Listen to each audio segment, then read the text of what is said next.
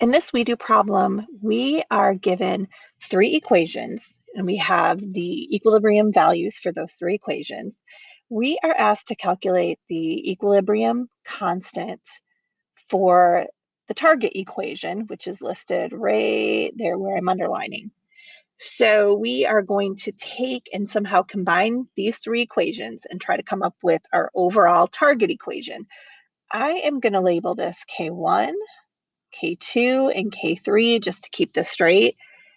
Taking a look at the equations, the first thing I notice for K1 or equation 1 is I'm going to have to reverse it in order to get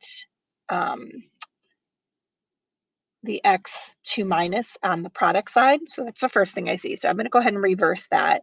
That's going to give us hx minus and x2 minus plus h plus. The second equation looks fine to me. I'm going to go ahead and leave it because I want the HXCl to be on the reactant side.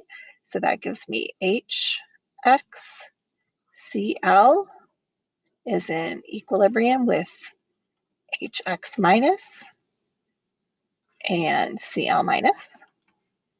And then for my third equation, same thing. It looks like I'm going to have to reverse this one. I really want hydroxide to be on the reactant side, not the product side.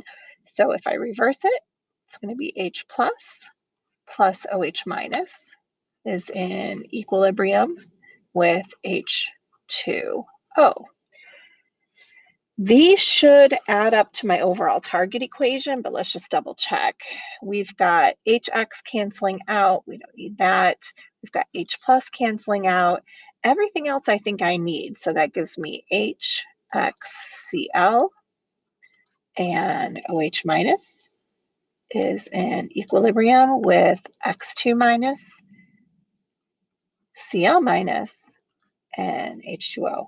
So perfect. Now we just have to deal with these values for K. And if you remember, when we reverse it, we are going to take the reciprocal, or this is going to be K1 to the minus 1. We're going to leave K2 exactly as is, but K3, we're going to take K3, and we're also going to take the reciprocal. Now, when we combine these reactions, we end up multiplying the K values for all three reactions. So what ends up happening in this one is to find our overall equilibrium concentration. We are going to take K1 to the minus 1 times K2 times K3 to the minus 1. When you put that into your calculator, you should get 1.07 times 10 to the 27th. Remember, equilibrium constants do not have units on them. That is a huge number, really big number. So 1.07 times 10 to the 27th. The second part of this problem says, at equilibrium, are the products or reactants favored? Well, if we have a huge equilibrium constant, that means our products far outweigh our reactants in the overall equation at equilibrium. So that means our products are being favored by a lot in this one. That's it.